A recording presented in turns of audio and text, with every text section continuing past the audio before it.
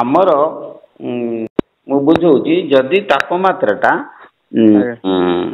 ସାଧାରଣ ଲୋକର ବାୟୁମଣ୍ଡଳ ତାପମାତ୍ରାରେ ଶରୀର ରହିଥାଏ ବୁଝିଲ ସେତେବେଳେ ଆମର ବାମ ପଟରେ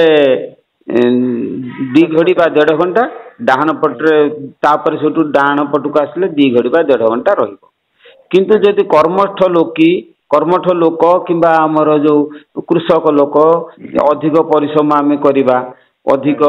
ଆମେ ଖରାରେ ବୁଲିବା ଅଧିକ ଥଣ୍ଡା କରିବା ନୀତି ନିୟମ ରଖିବା ନାହିଁ ତେଣୁ ସେ ଶ୍ୱାସର ପରିବର୍ତ୍ତନ ଘଟିବ ବୁଝିଲ ନା ଆଜ୍ଞା ସେଇ ଯୋଉ ସନ୍ଦେହଟା ଥିଲା ଠିକ କହିଛ ଯେ ଆମର ଶ୍ୱାସର ପରିବର୍ତ୍ତନଟା ମାନେ ଶରୀର ନେଇକରି ହୁଏ କିନ୍ତୁ ମୁଁ ଯୋଉ କହିଛି ଯୋଉ 1.5 ଘଣ୍ଟା ହିସାବରେ ସେ ପରିବର୍ତ୍ତନ ହବ ସେଇଟା ହଉଛି ସାଧାରଣ ସମୟରେ ବାୟୁମଣ୍ଡଳ ତାପମାତ୍ରାରେ ସେଇଟା ହୁଏ ସମ ତାପମାତ୍ରାରେ ହୁଏ ଆଜ୍ଞା ବାୟୁମଣ୍ଡଳ ତାପମାତ୍ରାରେ ସେଇଟା ତାର ଗତିଟା ସେଇଆ ହୁଏ ଆଉ ଯଦି ତାପମାତ୍ରାଟା ଶରୀରଟା ଆମର ଯାହାର ଠିକ ଥିବ ଆଉ ସାଧନା ଯାହାର ଠିକ ଥିବ ସେ ସେଇ ଗୋଟିକରେ ଚାଲିବ ଆଉ ଅଟୋମେଟିକ ଚାଲିବ ଏବଂ ସେ ସେଇ ଗଣତିରେ ମଧ୍ୟ ସେ ଜାଣିପାରିବ ସେ ତାପମାତ୍ରା ଅନୁସାରେ ସେ ତତ୍ତ୍ୱର ସ୍ଥିତି ମଧ୍ୟ ଜାଣିପାରିବ ଆଜ୍ଞା ଆଉ ଗୋଟେ କଥା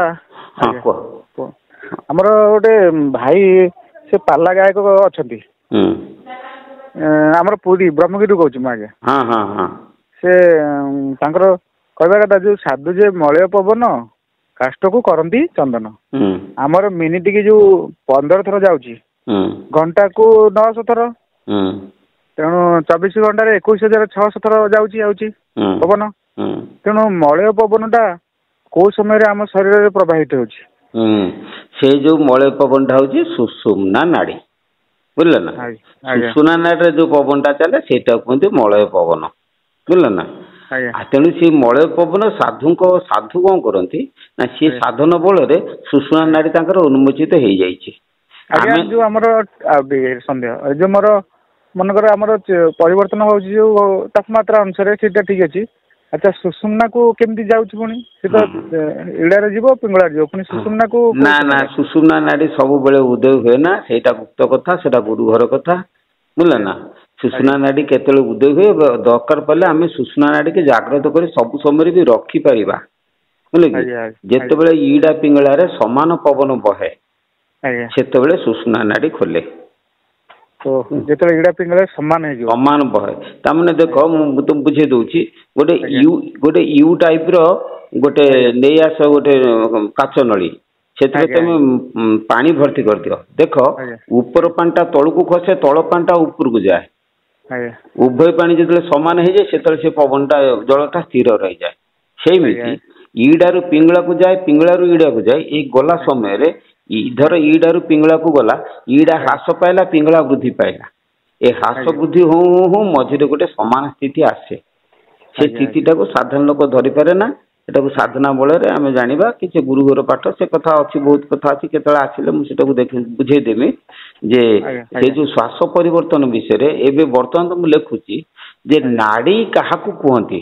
ବୁଝିଲ କି ସେ ବିଷୟରେ ଧାରଣା ପ୍ରାୟ ଲୋକଙ୍କର ନାହିଁ ନାଇଁ ଆଜ୍ଞା ଖାଲି ତ ଗପ ବିଭିନ୍ନ ପ୍ରକାର ବିଟା କଥା ଆଲୋଚନା ହଉଛି ଆଉ ଏଇ ଯୋଉ ଆପଣ ଯୋଉ ତାତ୍ତ୍ୱିକ ଜିନିଷ ଯୋଉ କହୁଛନ୍ତି ପବନ ସାଧନା କଥା ଏଇଟା ହଉଛି ତ ମୁଖ୍ୟ ବିଜ୍ଞାନ ସମ୍ମତ କଥା ଆଉ କାଲି ଆମର ଏଇ ଆପଣଙ୍କ ଭିଡିଓକୁ ନେଇକି ଗୋଟେ ଆଲୋଚନା କରୁଥିଲୁ ତ ସେ ଆମର ଜଣେ ଭାଇ ଅଛନ୍ତି ଗାୟକ ପାଲା ଗାୟକ ତାଙ୍କର ପଡିଛି ପାଲା ଏଇ ଯୋଉ ବଳିଆ ବାବାଙ୍କର ଆଶ୍ରମରେ ତେଣୁ ସେଇ ବିଷୟରେ ତାଙ୍କର ତର୍ଜମା ଚାଲିଥିଲା ସେ ବି ବୁଝିପାରିଲେନି ମୁଁ କହିଲି ହଉ ମୁଁ ପଚାରିବି କହିଲେ ମଳୟ ପବନଟା ଆମ ଶରୀରରେ କେତେବେଳେ ପ୍ରବାହିତ ହେଉଛି ଆପଣଙ୍କର ମଳୟ ପବନ ଯେତେବେଳେ ବାମ ନାସା ଦକ୍ଷିଣ ନାସା ଉଭୟ ପଟର ପବନ ସମାନ ଭାବରେ ପ୍ରବାହିତ ହୁଏ ସେତେବେଳେ ସେଟା ମଳୟ ପବନ ପ୍ରବାହିତ ହୁଏ କିନ୍ତୁ ସେଇଟା ଆମେ ଯେତେବେଳେ ଖୋଲିବ ସୁଷୁମ୍ନା ଯେତେବେଳେ ଖୋଲେ କିନ୍ତୁ ସେଇଟା ଆମେ ସବୁ ଲୋକ କରିପାରନ୍ତି ନାହିଁ ସାଧୁ ଯେ ମଳୟ ପବନ ଅର୍ଥ ସାଧୁ କଣ କରନ୍ତି ନା ସେ ତ ପବନ ସାଧନା କରିଛନ୍ତି ସେ ତମ ପବନକୁ ଆୟତ କରିକି ସେ ସମାନ ଭାବରେ ସ୍ଥିତି କରିକି ତମକୁ ଆଶୀର୍ବାଦ ଦେଇ ଦିଅନ୍ତି ତମେ ଯଦି କାଷ୍ଟ ହେଇଥିବ ତମେ ଯଦି ମହାପାପୀ ବି ହେଇଥିବ ସେ ପାପ ସବୁ ଖଣ୍ଡନ କରିକି ତମକୁ ସେ ସୁଷୁମ୍ନା ନାଡିରେ ତମକୁ ଶକ୍ତିପାତ କରିକି ତମକୁ ଆଶୀର୍ବାଦ କରନ୍ତି ଏଇଟା ହଉଛି ମଳୟ ପବନ ଆଉ କିଛି ନୁହେଁ ହଉ ଆଜ୍ଞା ହଉ ପ୍ରଣାମ ଆଜ୍ଞା କିଣି ଆଣିକି ଛୋଟ ଛୁଆଟେ ସିଏ ତମେ ତାକୁ କଣ କଲ ନା କୂଅ ଭିତରେ ପାହାଡ଼ ଉପରେ ନିଜ ସ୍ଥାନରେ ଯୋଉଠି ଭୟାଳୁ ଜାଗାରେ ताको नहीं रखीदे कि तुम कह हरे कृष्ण सी कौन कर ना पशु जाति ना तार तो ज्ञान ना सी भय मुझे कह सी से तापर टीआर गोटे एमती अनुकरण लक्षण अच्छी से पशु से जो पक्षीटा तार गोटे गुण अच्छी कौन ना सी अनुकरण करें सेटा तार प्रकृति ताको दे देछि तमें जहाँ कह सी अनुकरण करदेव छुआ सारी एगुड़ा सब करती तेणु तुम जदि कह हरे कृष्ण सी कह हरे कृष्ण अनुकरण कल किंतु हरे कृष्ण सी कहला जे सी कौन जानी हरे कृष्ण कौन ता मालिक कौच सी कहीदेला दैनिक जो सकाल से कह हरे कृष्ण है कि आ जदि सी गोटे टीआटे हरे कृष्ण कहीकि जी उद्धार पाई जो लोक शब्द सागर को भेद कर हरे कृष्ण रहस्य जानी सद्गुरु दीक्षा नहीं सद्गुरु ठारू पाइक जार रहस्य महत्व बुझी सी कौन नरक बुझ ठाकुर मैंने कही तेणु जो लोक मैंने सब दीक्षा नहीं दीक्षार महत्व जाना तार तत्व किसी बुझी ना सी टीआ जमी हरे कृष्ण कौच सी मो मतरे हूँ कौन ना आम सब गोटे गोटे रेकर्डिंग जंत्र जो जंत्र रेकर्ड कर देकी टीपी देले से तार जहाँ तुम रेकर्ड कर सी बाजिल आ तुम से गुरु कोठार शुणिकी तुम रेकर्ड कर नल कर देखिए गुरु कहले जप तुम जपिल ये केवे रेकर्डिंग जंत्र हेल्ले हम ना तार महत्व मूल्यता केते बुझापी पड़ो तो मूल्यटा केते आ जदि तार मूल्यटा न जान तुम कौन हम फोपाड़ देव ना हनुमान सी राम नामर मूल्य जानी सीता जो मुक्तामाल देले सी देखिले से मुक्तामाल से राम नामर मूल्य ना तेणु यहाँ अमूल्य पदार्थ दुर्मूल्य पदार्थ ए पदार्थ रोचे मूल्यहीन पदार्थ तेणु तक सी कौन ना फोपाड़ देला से प्रकार आम जो नवा जदि आम से हनुमान को मुक्तामाली देला भाया आम जदि मुक्तामाली भाया भाविबा ताले आम तो फोपाड़ देवा से नाई किसी तेणु आम कौन करवा ना जो जिनसा तुमको गुरु देले से गुरु ठार तुम संशयटा मोचन कर जो गुरु सन्देह मोचन न कर पारा से गुरु ठीक नहीं